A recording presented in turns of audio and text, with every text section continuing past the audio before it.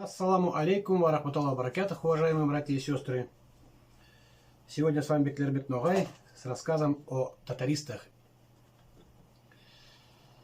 И опять наш неугомонный Ярхамов выпустил видос о нас, о тех, кого называют младшими ногайскими этномиссионерами. Ногайские этномиссионеры продолжают ходить в исторических потемках, порожденные методичками, спущенными им от их старших товарищей, то есть от башкирских. Очередной ответ на ответ. Совсем недавно этномиссионеры записали забавную беседу, где концентрация этого бреда просто зашкаливает. Генератором этого бреда выступает Амир Мусаев. Без улыбки и смеха такое слушать нельзя. Так и хочется выписать ногайским этномиссионерам нормальные книжки по истории народов Поволжья. Обычно для обсуждения я зову Амира Кахая Мусаева, но на этот раз хватит и меня одного. Да и ответ будет коротким. Вы хотите прислать нам свои татарские книжки, которые вы считаете единственно верными, но кому нужна ваша аквариумная наука? То, что пишут татаристы, это макулатура. В ней вы стыдливо затираете ясачных чувашей и пишете их ясачными татарами. А ведь по сути мы не получили ответа на то, что имя татары казанлы восприняли совсем недавно. Это неудивительно. Ответа никакого быть и не может. Потому что не было никаких татар Золотой Орды. Вернее, они были, но сами себя они так не называли. И никакого отношения к современным казанлы не имели. Это была элита, которая не смешивалась с тягловым населением. Об этом говорит Измайлов и в своих книгах, и в недавнем интервью с Исхаковым. Особенно смешны потуги показать татар защитниками русского государства, а нас, Ногаев, его врагами. Вот так одни из предков сегодняшних татар стояли на страже и защищали целостность русского государства в начале 17 века, пока предки кое-какого другого народа пытались наживиться грабежом и погромами. И их не учила ничему история. Причем за счет Мишари.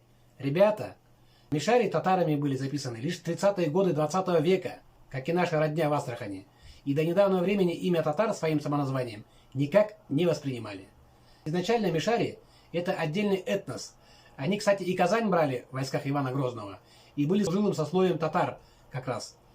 Кстати, по исследованиям дореволюционного исследователя Ахмарова, Мишари является Ногаями.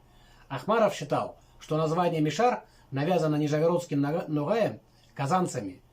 Эта же гипотеза, как основная, указана и в Большой советской энциклопедии в качестве основной. Ногайско-кипчакскую теорию поддерживал и Глухов, по национальности Ногайбак, кстати. Ну что ж, вернемся к нашим современным татарам.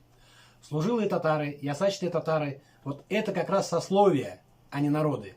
Как раз туда и башкир, и мордву, и много кого еще записывали. Так что зря вы, казанлы, присваиваете себе и мишарские подвиги. Теперь насчет того, что мы, Ногая, якобы враги русского государства. Отстава. А татары – защитники. Да, наши предки делали набеги и были основной военной силой в Крымском ханстве. Мы никогда этого и не скрывали. Да, мы Ногаи.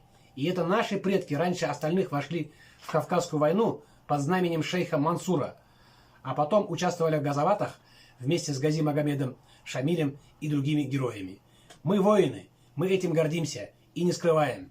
Но исконными врагами России нас называть, господин Ярхамов, вы явно поспешили. К вашему сведению, Большая Ногайская Орда раньше башкир добровольно приняла русское подданство в XVI веке.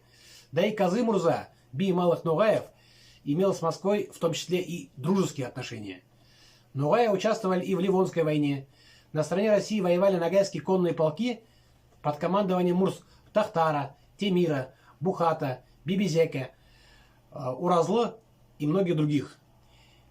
Именно ногайский Мурза Петр Урусов убил Лжедмитрия, остановив смуту. Кстати, это тот самый Мурза, которого вы лживо зовете татарским Мурзой.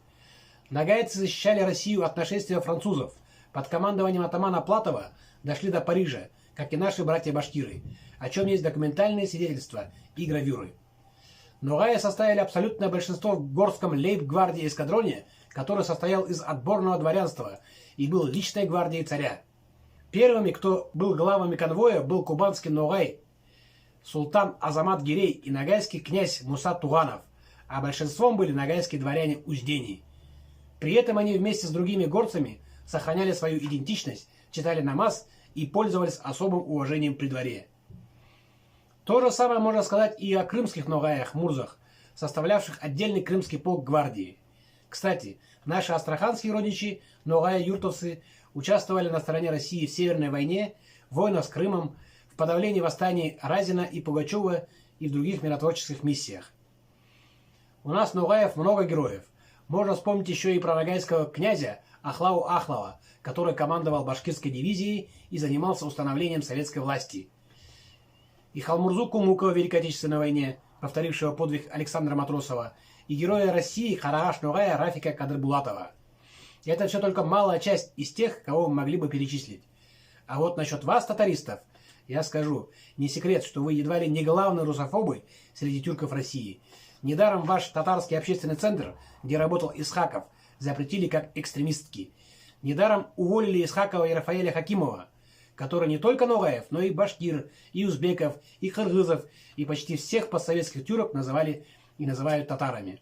Недаром и книжонки ваши, вроде запрятанной истории татар, запрещают по той же причине, из-за антироссийских настроений и экстремизма. В этих книжонках вы называете башкирские восстания татарскими. Недаром и Идель Реали, филиал американского радио «Свобода», так популярен у вас. Да и вообще, вы, татаристы, воруете историю у всех тюрков и называете ее татарской. Добром это все не закончится. От вас отвернутся, и уже отвернулись многие тюркские народы. Татаристы своим постоянным враньем позорят татарский народ и разжигают вражду между нами.